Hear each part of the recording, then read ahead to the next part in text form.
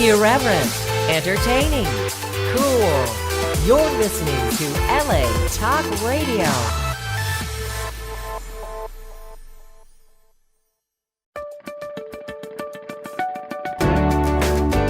You're listening to Abracadabra, Create What You Speak, with iLan Azoulai, only on LA Talk Radio.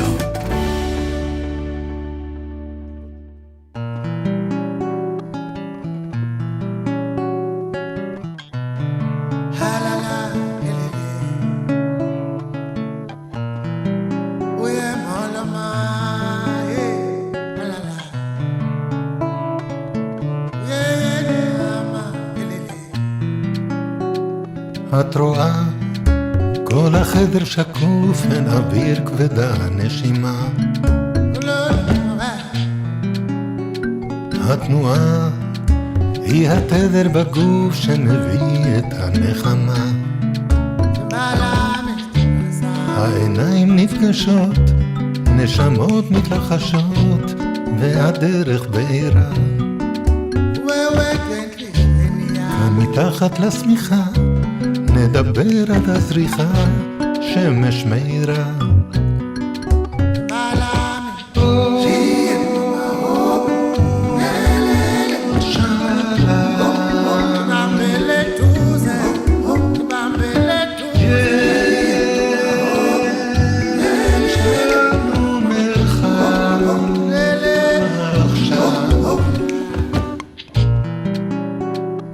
את רואה, כבר אמרתי הכל, החושפת את סודותיי.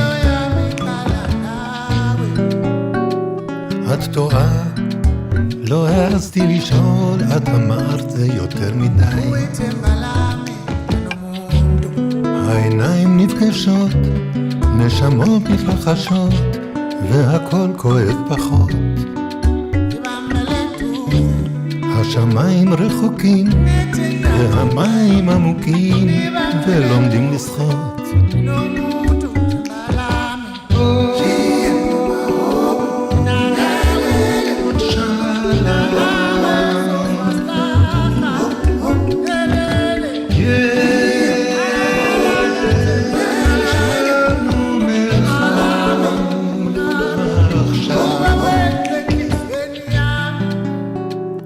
את רואה, עוד מעט ונגמר, בוקר בא ואת לצידי.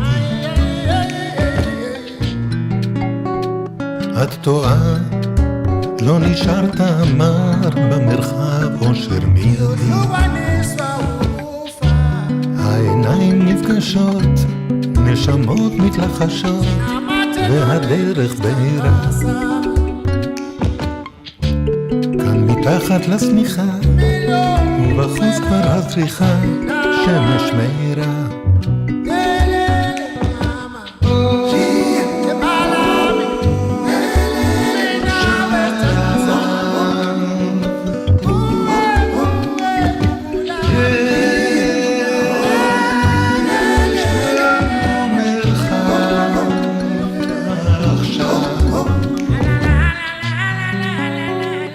את רואה, כל החדר שקוף והצליל נחלש, כשאני נרגש.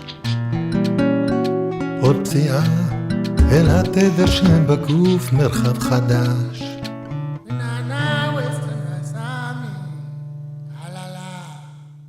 Hello, shalom, welcome to Abracadabra, Create What You Speak. I'm iLan Azoulai, your host, a spiritual mentor and a sound therapist for you who are ready to reclaim your power, remember your gifts, and bring them to the world, and all with love.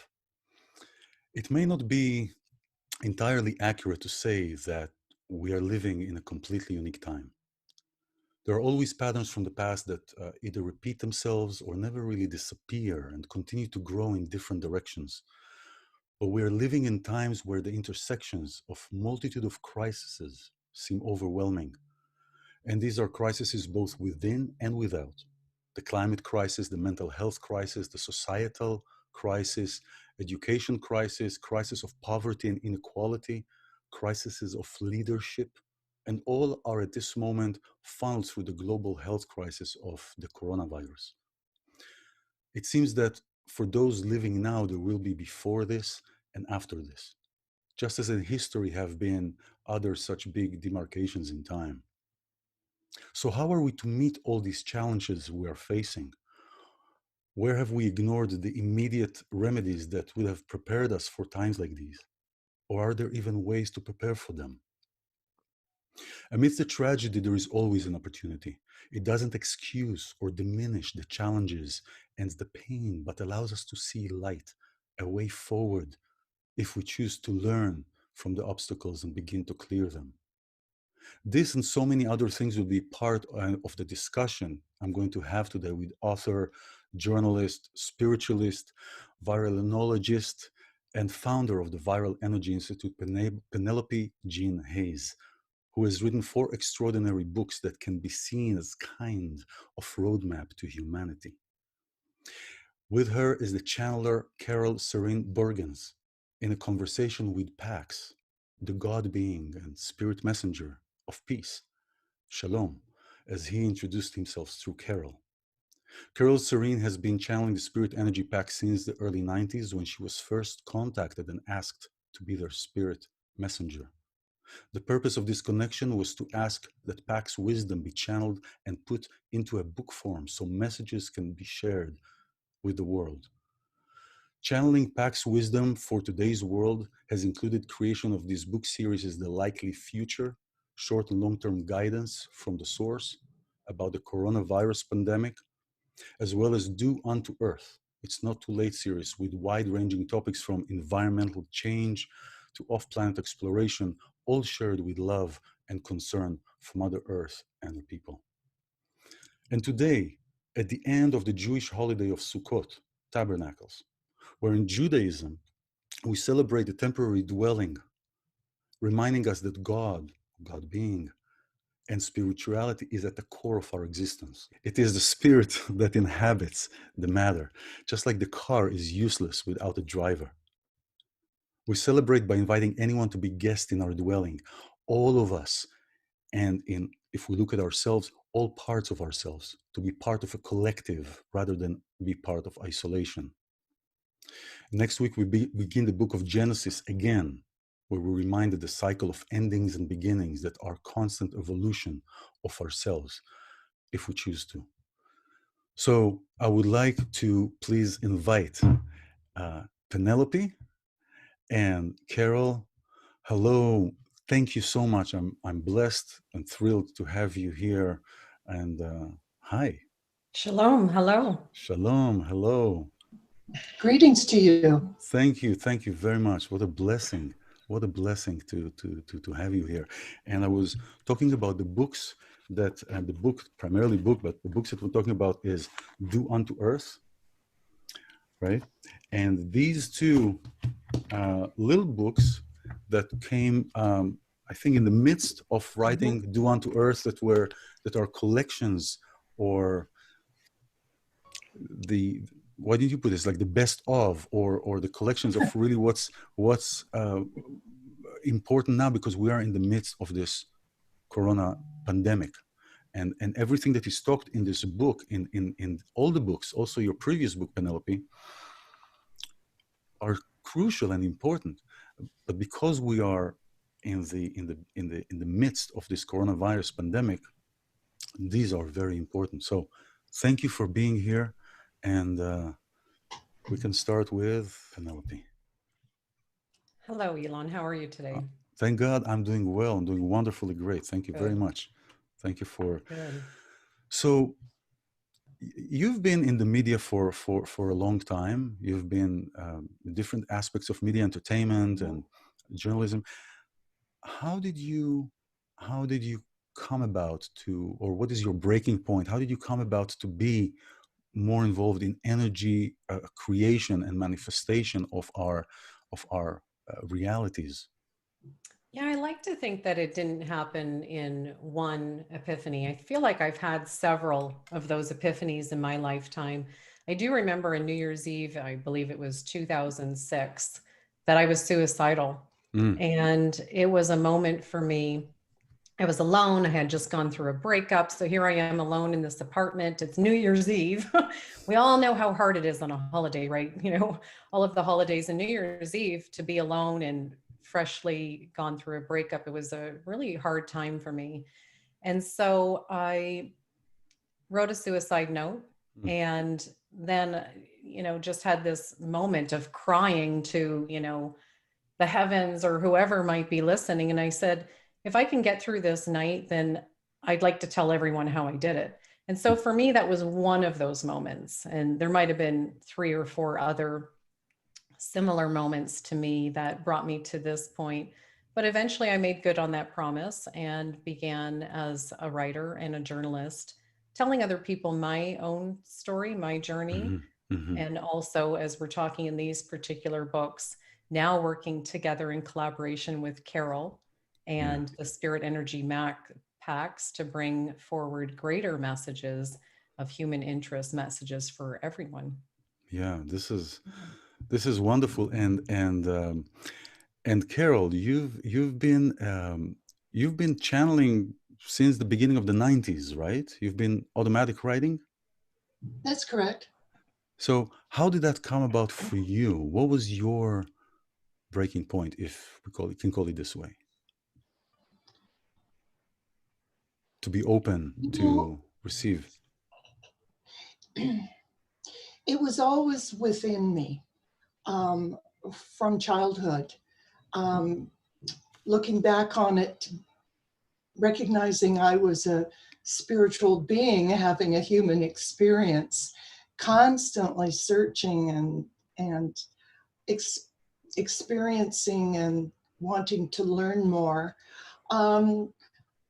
Life got in the way as a teenager, and other things became much more important. And it wasn't until later that I came back to the search and studying all things metaphysical and spiritual. And it was a calling within me that I wanted to learn to do automatic writing. I did not know why. It was just, I was compelled to want to learn it. And it was being self-taught. And I think that waiting until the time was right for PACs to come through and introduce themselves to me. And that was a great gift, because I had been experimenting with the automatic writing and working a little bit with spirits that were just looking for contact of any kind. But when PACs came through, it was a revelation. It was a moment that my life took a complete change for the better. And I was asked if I would be willing, and the purpose for the request would be for me to channel the words, the teachings, the guidance of PACs, and as you said, put it into book form and bring it to the world. Understanding the potential responsibility for this, it took me time to agree, but I did, and here we are. I wrote, assessed guidance for years, is the truth. And it all went into file folders because I had no way of bringing it to publication or the world. But I trusted that it was going to happen. And along the way, much later, meeting Penelope, it became reality. And the file folders flew open, and those writings plus current response to Penelope's questioning became the beginnings for us as a collaborative team. And, as you say, thanks be to God, the PAC's teachings have emerged. And thank you for allowing us to tell your audience. Well, it is a pleasure, and this is what this program is about. But everything has a purpose, right? Everything has its own meaning in the grand scheme of the map. So this is why we're here. So it's a blessing. I've when we met last week, when we talked last week, for me it was a revelation, of almost like a second coming. You know, I've shared with you some of the stories and some of my experiences going through with the shaman and understanding and reopening everything. And then when we've met and I went through the books, uh, it was clear to me, because there were some things that we were talking about that were clearly things that were a noetic sense for me, and reading them again in the form that you've put them. And this is what I love about the language. And this is also how I see spirituality, and also in Judaism and faith. I don't want to go into the religion thing, but the language that you channel, that Pax is being that is delivering, is very down to earth, in the sense of it is not a spiritual realm only kind of existence. You know, in Judaism, the main number in numerology is 7, between 8 and 6. 8 is the very spiritual, only spiritual, where people are only there, disconnected from the realm here and disconnected from the plane here, and 6 who are only in this plane. And the purpose is the synthesis, is practicing spirituality through the material, through our daily actions. And the language is fascinating. It's so simply put and down to earth that gives an example of how simple things are, you know. So that is really wonderful. How did you meet? How did you two meet?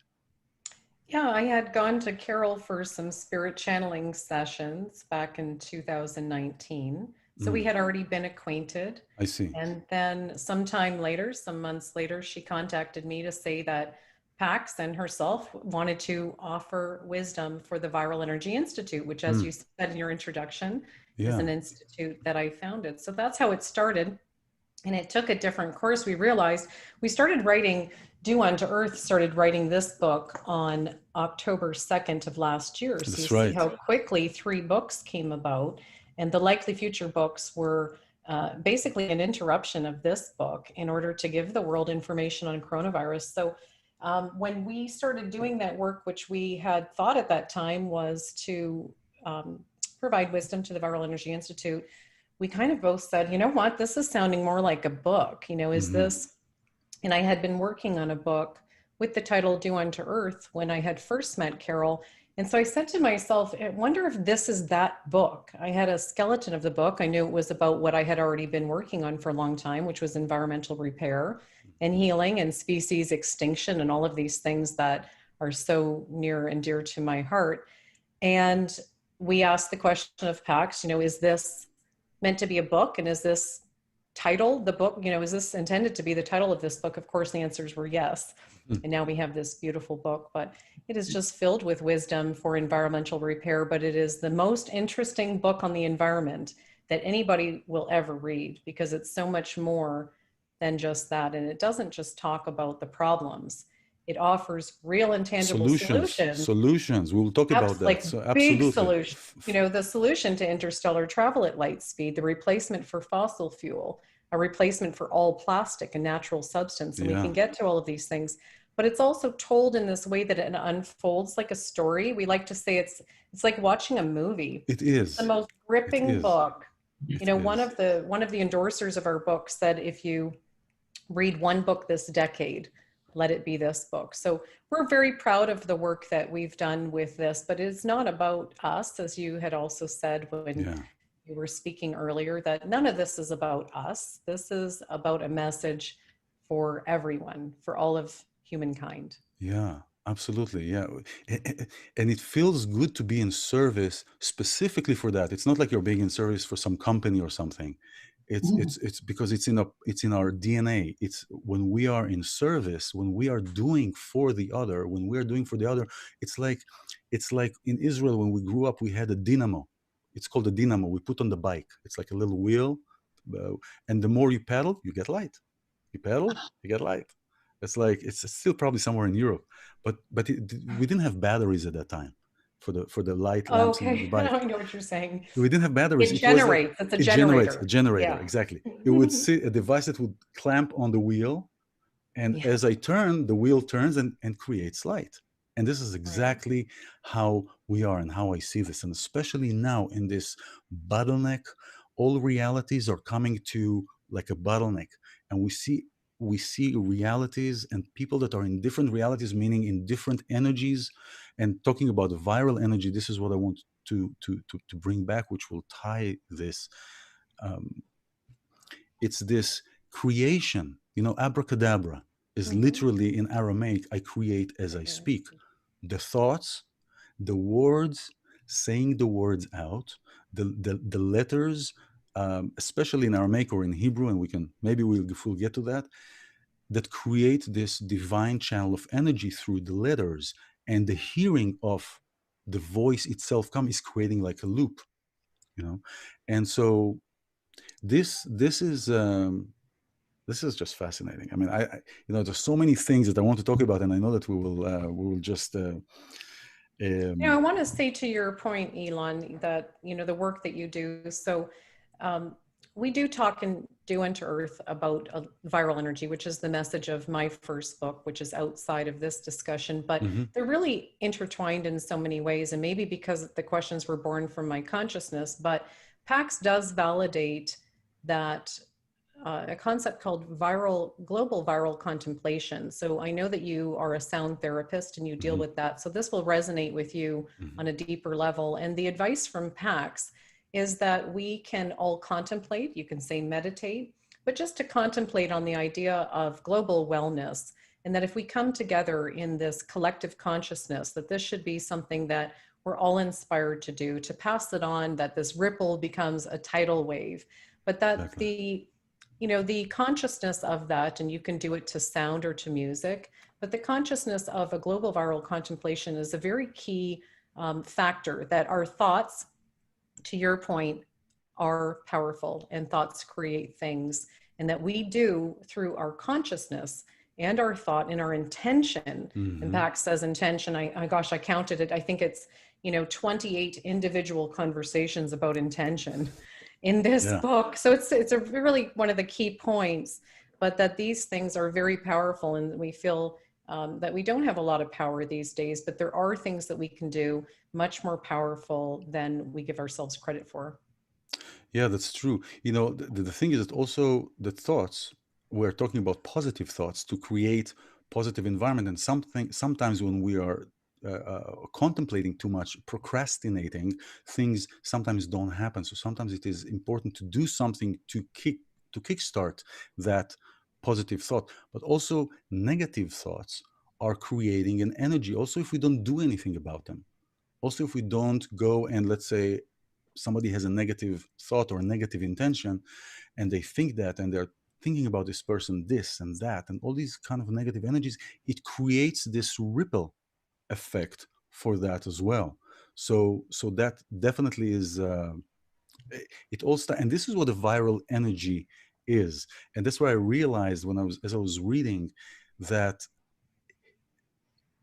we have now a common language to understand what we've each experienced in our three little squares that we see here, right? Three little existences, right? Just so, Carole, now Pax doesn't refer to Pax, to itself, as a he, she, it, or more like a they, right? And I explained to people about Judaica or Jewish, or the Bible or the Jewish faith, that the masculine form is not coming from a sense of it's being masculine, but it's more of like a language, because the Hebrew language, for example, is masculine in nature, in the way that is being spoken. And also you are referring to Pax as a he, but it is not necessarily because it is identified, or they are identified as any kind of a gender, because really gender is of this plane, right? That's very, pardon me, that's very correct. It has simply become my way of communicating with Pax over these years to refer to Pax as he. I mean, we are likely believing this is a collected consciousness, this is a universal wisdom, and not he. It is simply my way of communicating. I've just not found another way that flows naturally for me to refer to Pax after all these years. Yeah. I'd like to just go back to something Please. you mentioned about the number 8. Yes. Just so you know, the strength of that with Pax has always had a signature. It's the same signature. It's the letter 8 on its side. Yeah. Which Infinity, is right? the infinity sign. Yeah. The infinity sign. Yeah. Yeah. Yes, exactly. And so I was very heartened to hear you describe in numerology the sense of what the 8 brings. Yeah. And Well, yeah, it is. It is. I talk about that when describing. I mean, you know, there are many people that decide they're spiritual, so they're not getting married and they're not doing any of the indulging themselves. Let's put it this way: in this plane, what Earth and what this plane existence has to offer, and the contrary is more wholesome. Let's put it this way: is to be in this place and infuse spirituality in the way that we look at things into how we do things. And so that will be that'll bring otherwise, oh, you are there, I'm here, text me. You know, it's like doesn't work that way. No. Yeah. No. Many people being their spiritual selves can become a full-time job. Yes. And an obstacle. You know, I remember when I remembered everything starting 10 years ago. Remember, I was all immersed. It's fascinating to remember all these things since I was a child, you know, and colors and communication and getting down. I wanted to be only in that realm. Yes. Didn't want to be in anywhere else. And yes, that creates a separation, actually. That actually creates a separation. It does. So, I mean, there are so many things that this book is talking about. But I want to start with where we are today. We are today with this global pandemic. Many people, and many of these people are tied or related by choice or by definition to what's called leaders, right? I call them dealers, actually, not leaders. You were talking in the book, and I think it was in both books, in both of the small of the likely future. You're talking about the coronavirus and really the main sources that are inhibitors or that are transmitters of the virus. And it is fascinating. It is fascinating. You're talking about the growth hormone. Oh, yes, the hormones. The hormones and the fear hormone. Mm-hmm.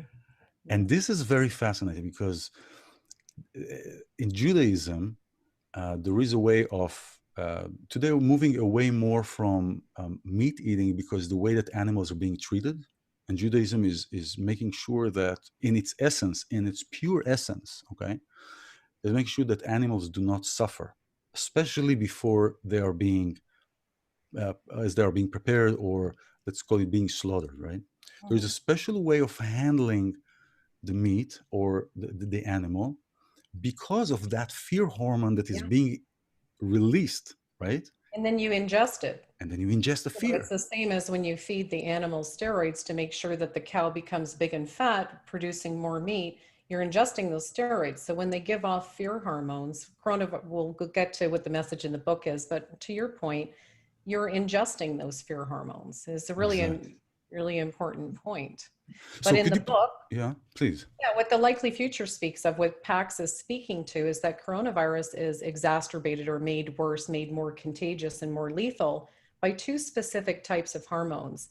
The first is fear hormones, such as found in animals in captivity and in slaughterhouses. And we saw that this past summer when there were tremendous outbreaks. Mm-hmm. They call them meat packing facilities. don't they, Elon? But that's a very pleasant word for slaughterhouse. And so the animals are watching and hearing and seeing other animals being slaughtered. And so this releases within their own bodies the fear hormones. This spreads the virus. Now we know that there's cross-contamination between animals and humans. So while the workers might have brought it to the animals in the first place, as it came from where it came and circulated with people around the world, it's now contaminated to the animals, which now it goes like wildfire. It's like putting gasoline on the fire because of the fear hormones. And then, of course, contagious back to the humans. So it's both ways. And the second hormone that Pax speaks of in the Likely Future books is the growth hormones. And that in the same way, so growth hormones in children, as well as pregnant women. So it's the incubation of a new life. And these growth hormones, the similar situation happens where the virus is spread faster, more contagious, and more lethal by those two hormones. So that's one of the pieces of wisdom that we want to share. Thank you for that. That is, and it's so common sense. Now, as far as the growth hormone, I'm not surprised that it started in China. I mean, they wanted to stop population there anyway. So maybe that is tied to that too. I mean, do you want to talk about the origins of the virus? Please. Yes, because you've talked about it in the book, and I would like for you to share, either of you to share. I mean, it's just a pleasure listening to you. Sure. Maybe I'll kind of kick it off and Carole can take the baton. We like to say we pass the baton between each other. Wonderful. You're wonderful energies together. According to Pax in the Likely Future books, the virus indeed was created at the Wuhan Institute of Virology in Wuhan, China. And it was developed as a weapon of war. It was intended to be a macro method of creating a defenseless opponent. And that was a direct quote. And the important takeaway that Pax is trying to share with us is that they know more, the Chinese scientists know more about this virus than anyone else on the planet. So you look at the pharmaceutical companies that are working on a vaccine and all of the doctors and scientists, and in comparison to the scientists who developed what started as a coronavirus found in nature, found in bats, was developed, changed into a super virus. And those scientists in China know a whole lot more, and we would be very well served to work in collaboration with them. And that is the only reason why he mentions the origin, because we need to end this.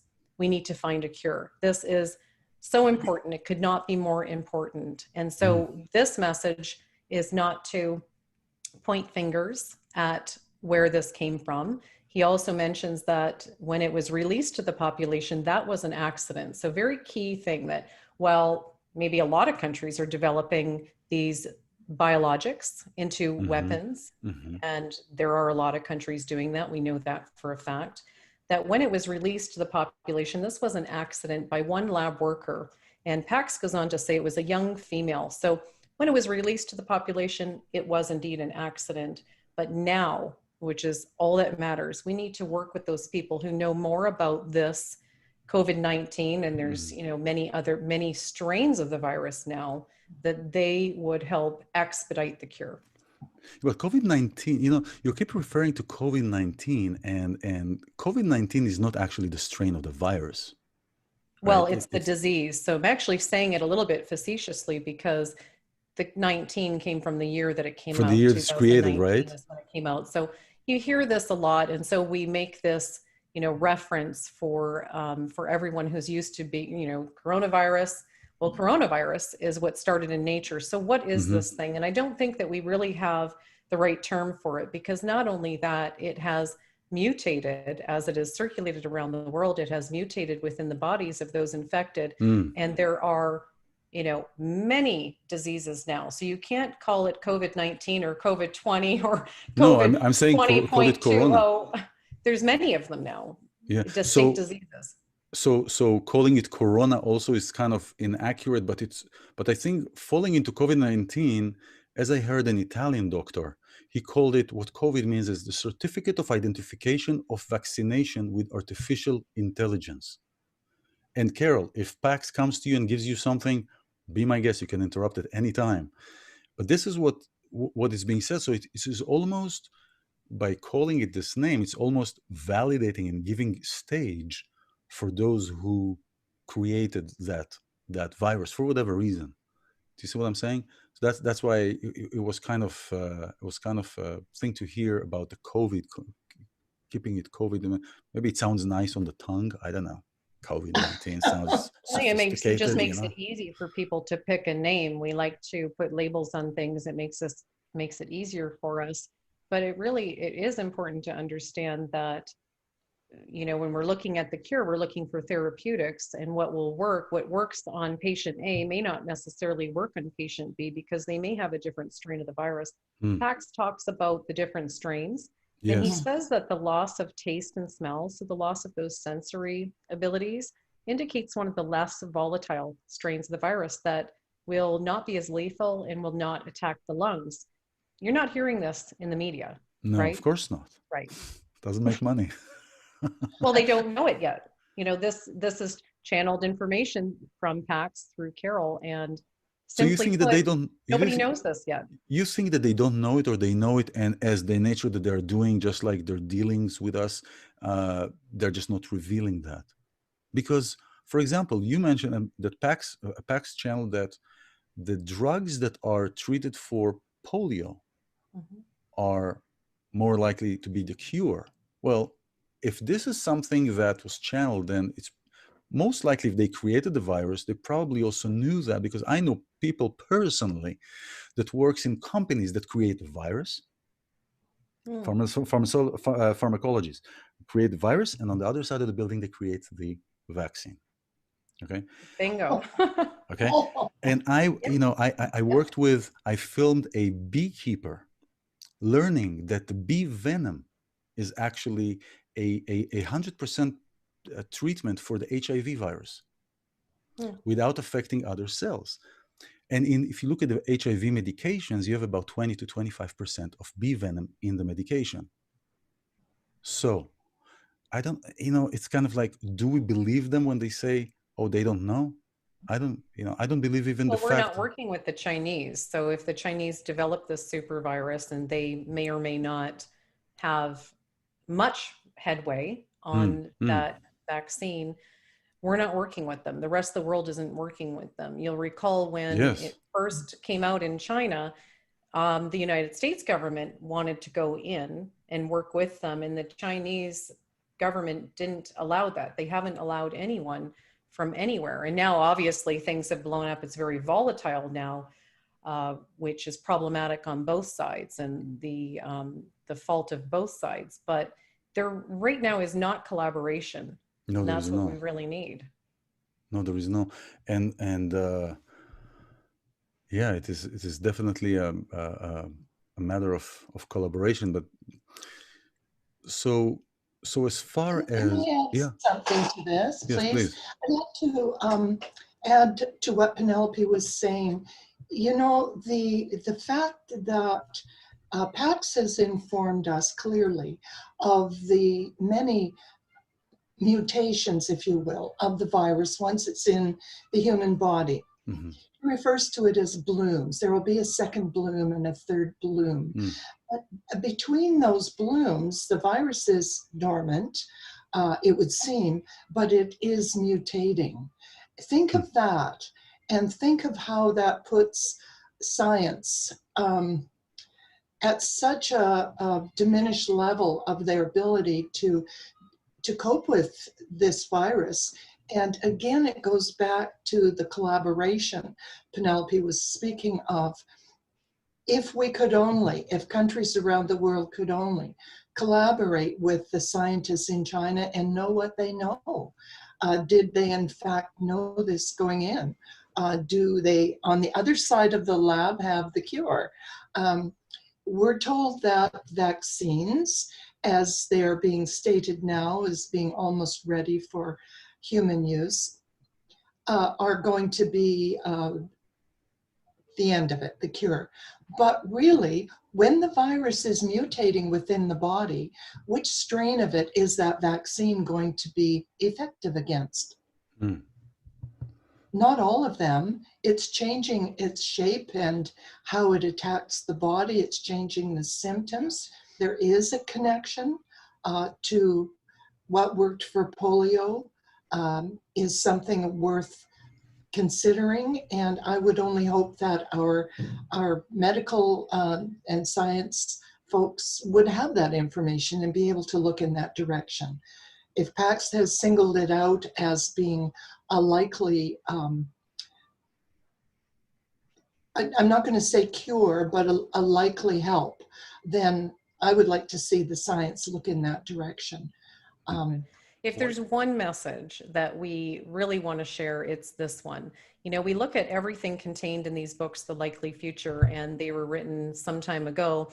And so many things have now, you know, been released in the media, and all these things are coming true. So as we have seen that, it has validated this message. But the big news is, as Carole said, that PAX has indicated that all of the strains can be addressed by looking at the polio reduction methods that were successful. So the drugs that were successful for polio at that time, he doesn't say the word vaccine, he says the drugs that were successful for polio can be developed into a vaccine. So now a different thing, that to look at the polio reduction methods that were successful at that time, and from that develop a vaccine that will accomplish addressing all of the strains. And according to PAX, again, a direct quote, that will be a final end to the virus in the body and around the world. And final end, this is important. So what Carole was talking about, how the virus remains dormant, PAX says that the virus inserts, again, you're not going to find this in the news because of course not. This is channeled information that we need people like you to bring out to the public. But PAX says that the virus inserts into the cells of our body something called anemones, anemomies. Yes. Anemones are latent buds that go dormant. So these blooms, you hear people around the world now talking about, you know, the very rare case that someone caught coronavirus for a second time. Well, we know that it's not that they caught the virus again, Just never that left. it had never left their body. So they get sick, then they get better. It's actually just a remission. It's not gone. So while they can test negative now between outbreaks, they're still contagious. Look at the incident at the Rose Garden recently and all the people who got sick. So they were all tested. Everybody was negative, right? So while negative, they were contagious. So here we're learning every day, we're learning these new things about COVID. Well, from that experience, we know that in fact, you can be contagious while testing negative. And this is what PAX is saying, that between these blooms of this bud that will rebloom in time, a number of times, that a person will still be contagious even while testing negative. So what we need is that final end to the virus. So while we're not doctors and scientists, we don't know about the efficacy of vaccines being developed right now. But what we have heard from what we consider an extremely reliable source, because he has been proven time and time again to be correct, is that while they might address some strains, as Carole said, if we're looking for the final end to the virus so we can all finally move on with our lives, look to the polio reduction methods, the drugs that were successful for polio at that time. This cannot be more important. Well, absolutely, it cannot be more important. But you know, it's interesting because I wonder what will be the response when I air this. Well, you'll have to let us know. Oh no, you will see. You will see also, because this is going to be blasted and really information as it is now being manipulated and changed. It's politicized. This is the problem. You can't win. We feel like we can't win. We are sticking our necks out to do this. Absolutely. You know, to bring this information to the world. And all we can say is, you know, try it. Send this to a doctor or a scientist that you know. Spread this message around. Try it. Have these people work on that. And we'll just see if it works. Because right now, they don't know. They have very little information about this virus. It's new for everybody. Yeah, and it seems like some of them don't want to know, as if to keep this going. And that's why I'm saying that they probably, some of the people may know something about that, and they don't reveal that. And this is, we were talking about earlier about the hormones. The hormones is not only the fear that is induced to the animal's meat, but look at what happens around us. Everybody is in fear. Not everybody, but many people are in fear. Yeah. And that fear that is being induced about how to do that, not thinking for themselves, but being that herd that is following.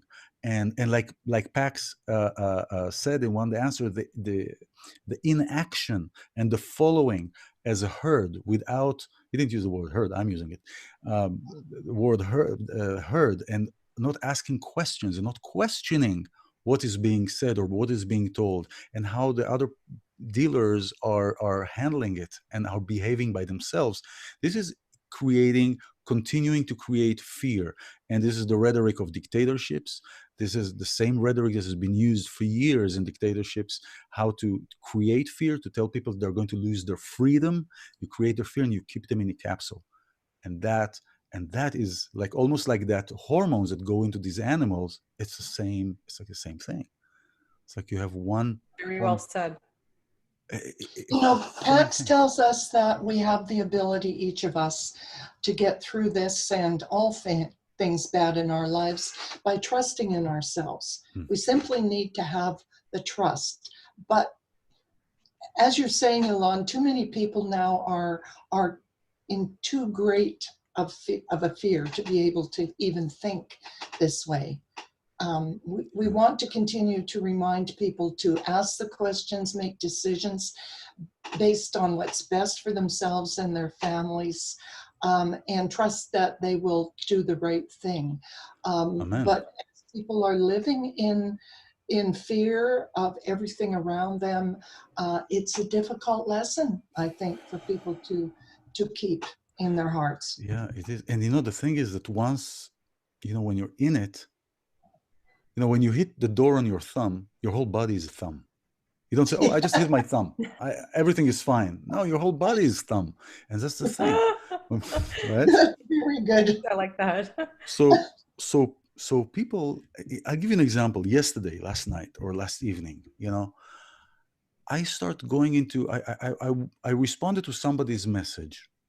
Because now, because of all the political situation, everybody's spreading stories that many of them, I would say 80% of them, are fabricated, and they're spread around in different, I don't call them even news channels, but in different social media channels. And people believe that because it's like the old days. Oh, if it's on TV, then it's true, Yes. And it is fair. And I responded to one, and I saw how I could pay attention to my energy, having that, almost that taste, that like when you touch something and then it starts spreading, I could feel that. And I had to pull myself very hard, like fast out of there, because it's a slope that it's such a deep rabbit hole. That's the viral energy. It's a contagious thing. It was their issue. It was their post. Exactly. And yet it was contagious to you through basically osmosis, just being around exactly. it.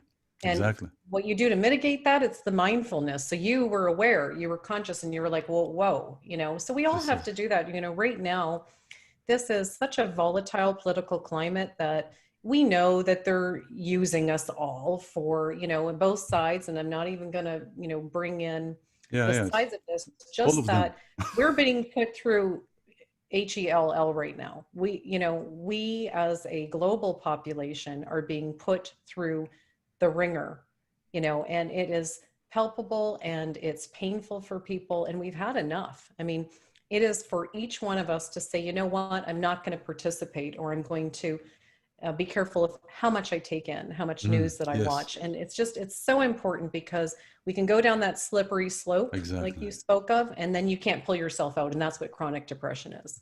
And you believe it, and we justify it, and you justify it because it's real, right? Yeah. It's real. What is, one of my teachers, the main question of life, right? What's the meaning of life? Yeah. And we discovered that's to make meaning. Really, that it's about the meaning making and the process of which we are making that meaning. And depends what place we are inhabiting within ourselves, the choices and the decisions and the intentions come from that place that we inhabit. And so it's like, and then so, chaos can be good if we're able to bring the bright star out of it rather than become the chaos. And the corona is reminding us the importance, the essence of what it is all about. And it's the connection. It's the coming together. And that is where our power is as a collective, is to be these beacons of light that can, like towers, can connect and then have this umbrella. So that's why I've, I'm not dealing with negative energy or politics or any of those kind of things. Not dealing, because there are enough that are doing that. There are enough people Yeah. that are doing that. And so talking about violence, it brings to the point that I wanted to talk about also, is the inequality, or we started talking about it last time, about the transition, as we see, of the patriarch to the matriarch. The almost like the end of an era or several eras of patriarchy, and the choices and the decisions that are coming from that place to a rise and a recognition of the feminine, a recognition of the power that is, they're not power over somebody, but the creative power, the birthing power, that there is the shift. And in the book, talking also a little bit about sex trafficking and those things that are happening to not just women, but children and even men, and I don't know if it ties into your history, because I know I read somewhere, Penelope, that you were like a renegade teenager, right? Yeah, I ran away from home at 15 years old. No sex trafficking, though, Iman. Okay.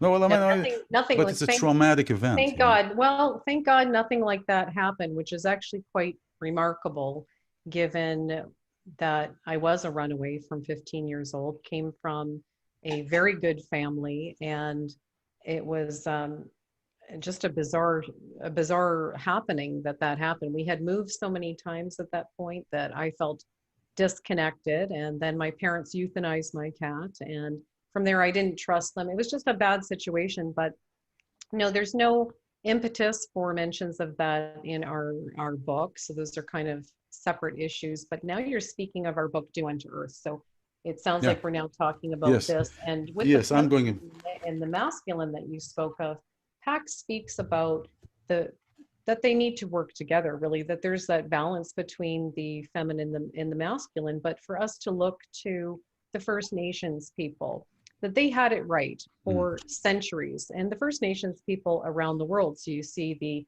First Nations of North America and South America, but also the Aboriginals of Australia. Every area and region has their First Nations people, and these people have so much of those wisdoms of how we can return to managing our resources, our planetary resources, in the right way.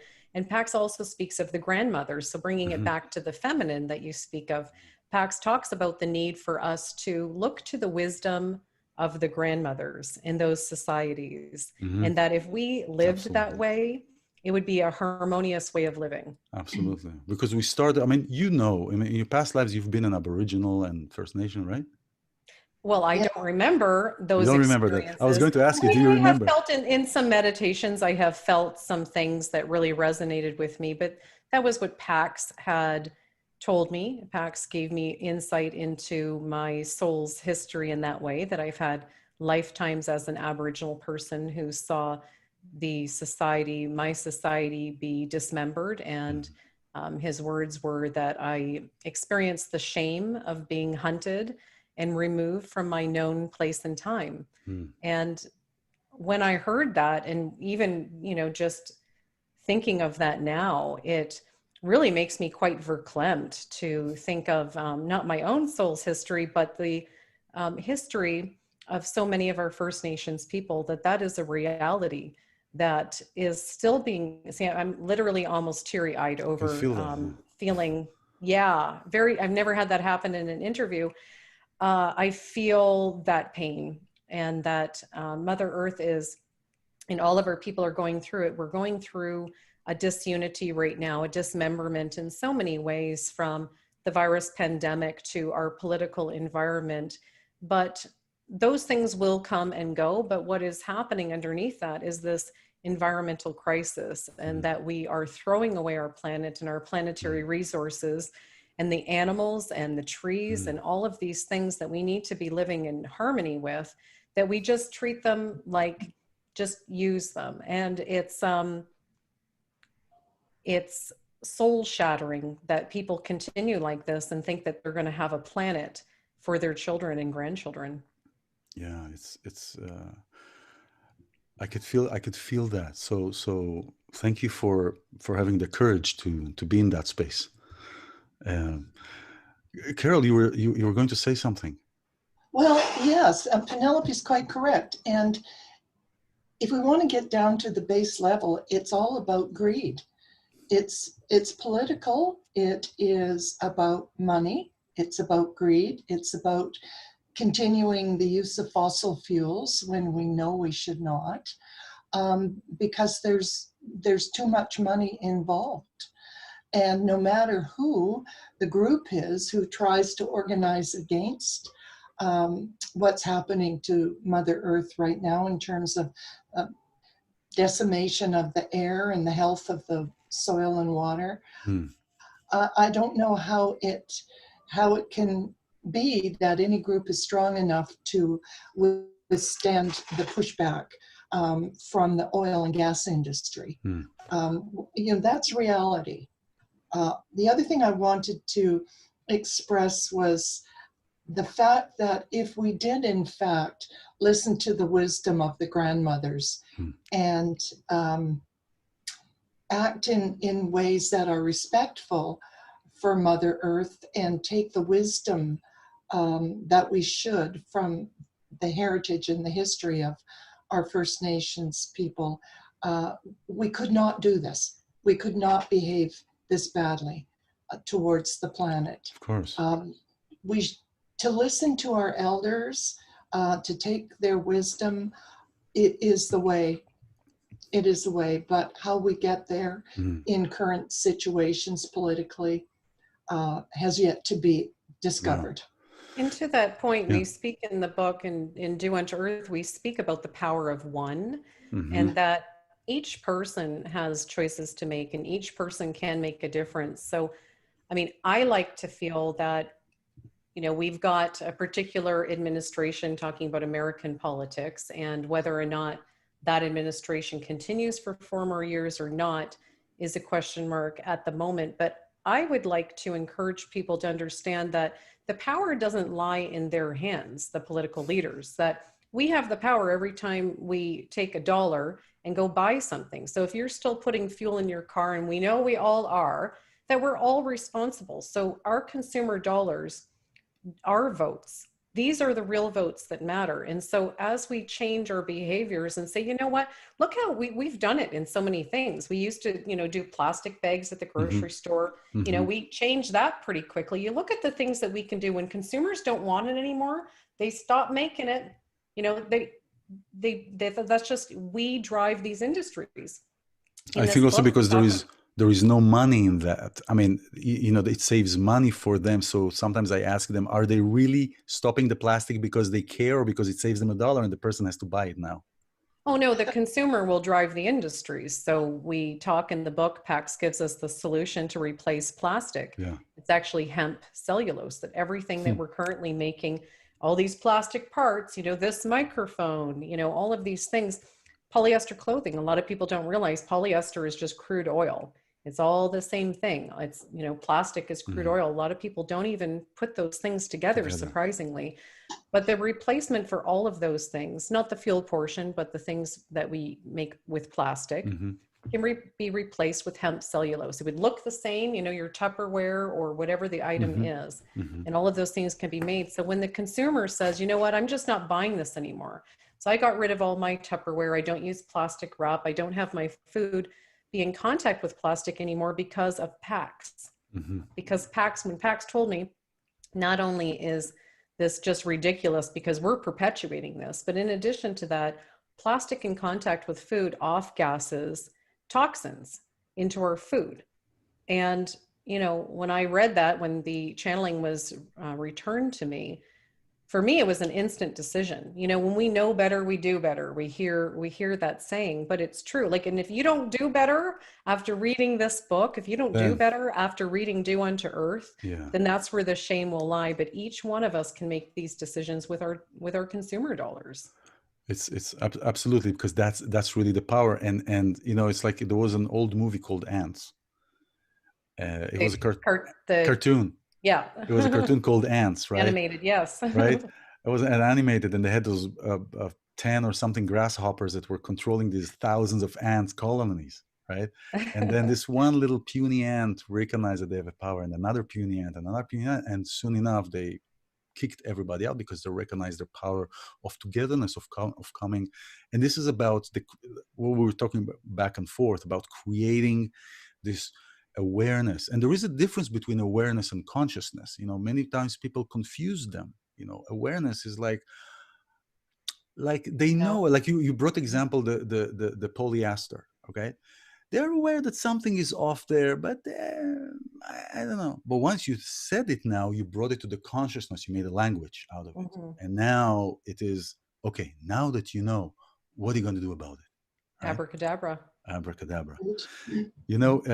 It's funny. Nothing is coincidental, especially that is happening with the Jewish calendar. And in the last month, it was the month of Elul, the month where we are contemplating. And it's interesting, with Judaism, there is an ending and beginning all the time. And it's like a spiral. The time, it's like going up in a mall, you have 7 floors. Each floor has a different floor plan, a same floor plan, but different contents. And we keep going every time in time, and it becomes more dense and dense. And Moses is talking about the keys, the 3 keys for strong society. Is, first of all, you never forget where you come from.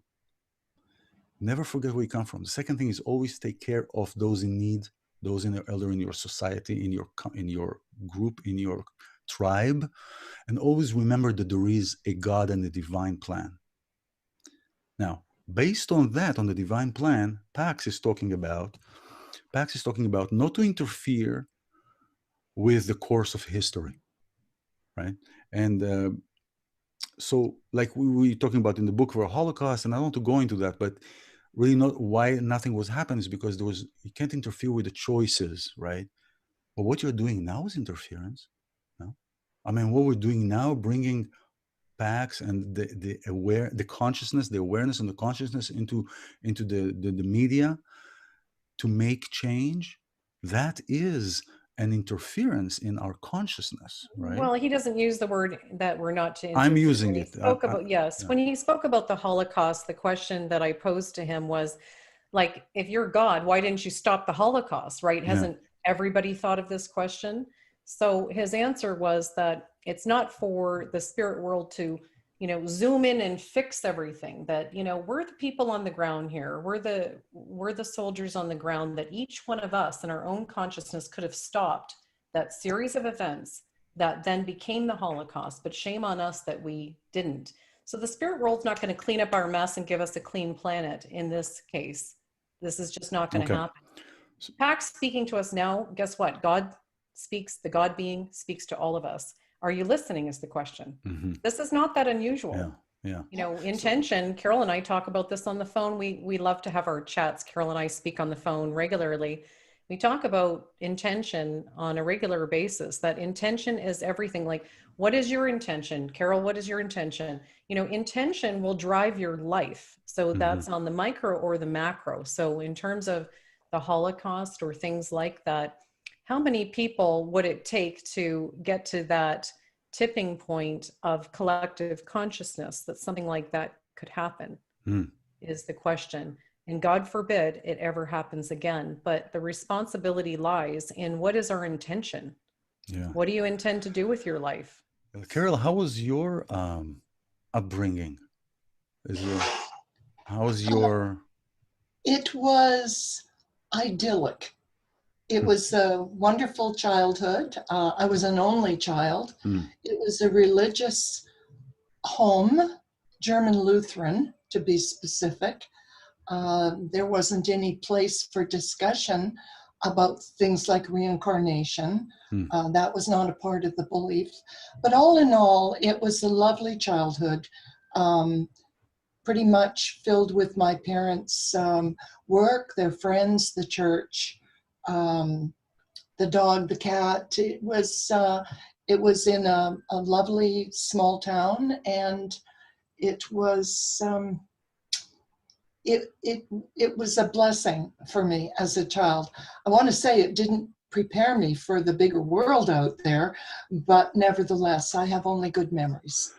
Well, I mean, maybe thank God that He didn't prepare you for the world out there, because you are in the world in here, right? The way that you are Yes. expressing. So yeah, everything is even like we're talking about the Holocaust. We're not talking about it, but things that happened, events that happened. You know, I believe that everything has a reason. For example, our Yes. meeting. So if everything has a reason, has a purpose, changing a flap of a butterfly somewhere in China can really affect the way that we are coming together. And maybe there was something that was changed in the recent few decades that caused this sharp turn to where we are. The ripple effect. Yeah. Yes, absolutely. I agree with you. And there are no coincidences and chance meetings. There's always a purpose. I like to always ask, what is the lesson here for me? What is the message in this? Because there always is one. So what is the message that you feel for you coming back here? Because after all, we are here again because maybe we didn't complete our journey last time and we missed a few things in the correction of our soul evolution. I always wondered what I was going to be when I grew up. And until just a few years ago, I was still wondering, but having met Pax and become a channel for the Pax wisdom, that is a message for me, wherever it takes me, to be a pure channel for the pure message, the wisdom, the guidance. That is my job. That is my gift. Thank you. That is my Wow. blessing. Thank you. Thank you. Yeah, that's wonderful. Penelope, how about you? I feel a very distinctive purpose in this lifetime that I felt since I was a little kid. I can remember thinking about these things as a 4-year-old child. And I look at everything that I do these days when you have work projects or opportunities that come to you. So in my case, when I have different opportunities, I always look, are they on purpose or not? Will this further this purpose? So for me, it's personal, interpersonal, and planetary well-being. And I founded the Viral Energy Institute, as you said, around that mission statement. And I am very connected to the animals of this planet and very empathetic to their pain, whether we're talking about, we spoke earlier of animals in the factory farm industry, but also just species extinction, animals in the wild, deforestation. And for me, I will accomplish this mission in this lifetime. I will. So I'm not sure how many lifetimes I've been working on that, iLan, but I feel very driven to this end. And it's actually quite exhilarating to be so keenly aware of my purpose. I know many people suffer from not knowing their purpose. And in my case, I'm very aware of what that purpose is, and staying on task is, is kind of the goal of the day, to make sure that, all of my time and every day is so important. And by the end of this lifetime, I would have liked to have made a difference in those regards, in particular for the animals of planet Earth and the natural environment as a whole, the rainforests, all the birds and the bees and all of them. So, well, you have and you are. So, if I'm sure you feel that, but you have and you are making a difference, and both of you are making a difference. This is such a wonderful blessing to connect these dots. I actually invited you before I heard from Dia. It happens to me I ask what I ask, and then I revisit what I ask for to make sure that I'm ready for it. And so I asked revelations. I asked for revelations and for coming revelations for the next steps. For that, and a day later, I'm getting this email from your publicist, from Dia, presenting you, and it was an absolute a no-brainer. It was in a Vedic sense. I get a lot of those requests from different people with different books and different options and all these kind of things. And this was like slicing a warm butter that you get in the hotels, not a cold butter. I can see it. Yeah. So this has been a wonderful, and maybe we'll talk, because there are so many things that we can talk about, but I don't know, we'll talk about maybe coming, if you have time, we'll come for another piece, for another interview, if there is time for that, at a different time. And this has just been a blessing. Are there any, I mean, we're out of time, and there's so many. I want to show everybody again. I mean, you have the cover of the book behind you, and I've shown these books behind you, and this Do Unto Earth and the Likely Future, Part 1 and Part 2, by Penelope and Carole and Pax, of course, because, this is an example of manifesting spirituality in the physicality. We're in the physical, and Pax is in this other realm that is manifesting through you. So this is just wonderful. And the thing about this, it's like a circle, right? A circle is, there is never a good or bad place to enter a story. In a circle, you can always enter a story. Did you read that part already? No. It's in the book. Oh, you see, Pax talks about even our tables should be circles. You think about a conference room, a boardroom. Everything is to be instead of having a head, and and then people that are not as important as who's at the head, to start thinking about circles as the First Nations people did it. Oh wow! You see, I didn't. This is how I talk about this all the time. It's even the Big Bang, right? Everything started from a little circle. Circle is the symbol of wholeness, right? That's how it's. Even trauma, let's look at trauma. Trauma is also, if you look at a circle, half of it is a trauma, the other half is healing. So if there is no completion, the trauma becomes absurd because it tries to heal itself, supposedly, right? It's always this motion. So it's and I didn't read it. You see, it's fascinating. It's like it happened to me. We talked last week. It happened a few times like this also, that we were talking, and there were some things that came up, and I was like, wow, it's like reading the books of Michael Newton, who is dealing with past life regression and life between lives, that I've read stuff that I've got downloads of things and understandings, and then I read the book, and people told me I just became white as I was reading the book, because I could see what I already saw, what I already understood. So this is, ladies, this has been we can continue forever, and I'm looking forward if we can do another interview about different topics. We'll do, if you want to, we would love to do another one. That would be wonderful. Maybe let a month go by or something like that. We will find the right time, everything in its right time. Let's bring this out first, and have people be asking questions, and we'll put the website underneath. So by the time you hear this, the website is underneath. So I'm grateful. Thank you very much for being here and for embracing this, your energy here in this space. And any Penelope, thank you very much, Carole. Thank you very much, Penelope, for being here. And your website is paxwisdom.com, right? Thank you. Thank you so much. And, we're very blessed for this opportunity. Thank you. Thank you so much. Have a wonderful day, night, evening. Thank you. Thank you.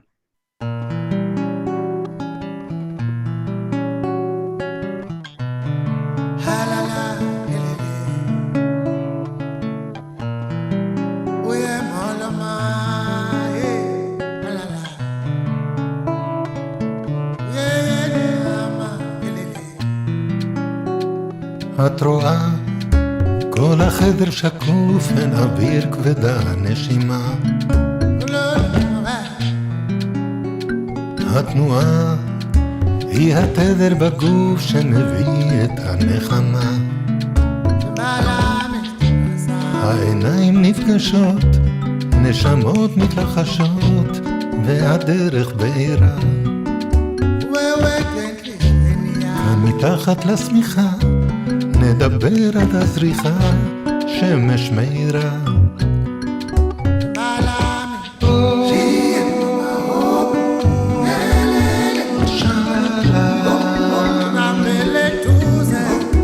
Bambele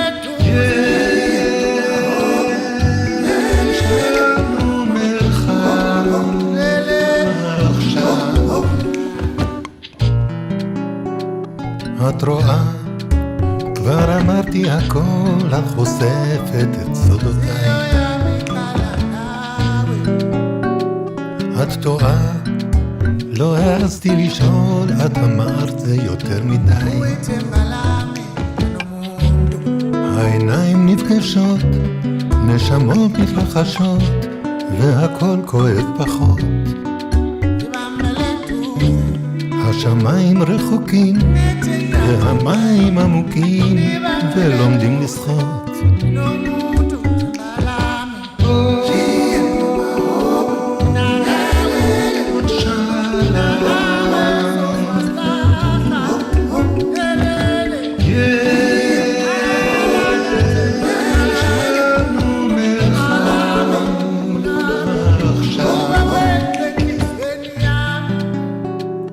את רואה, עוד מעט ונגמר, בוקר בא ואת לצידי. את טועה, לא נשארת אמר, במרחב אושר מיידי. העיניים נפגשות, נשמות מתלחשות, והדרך בהירה. כאן מתחת לשמיכה, ובחוץ כבר הזריחה, שמש מאירה.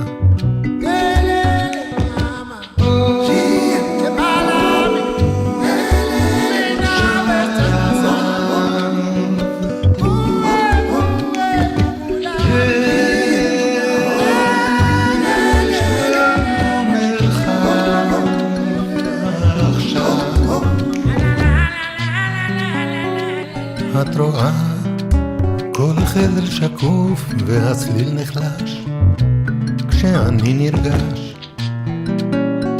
עוד פציעה אל התדר שבגוף, מרחב חדש.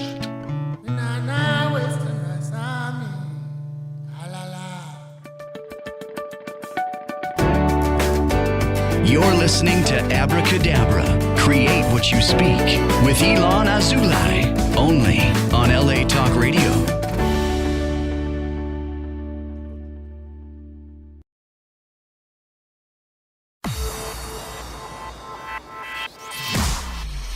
Irreverent,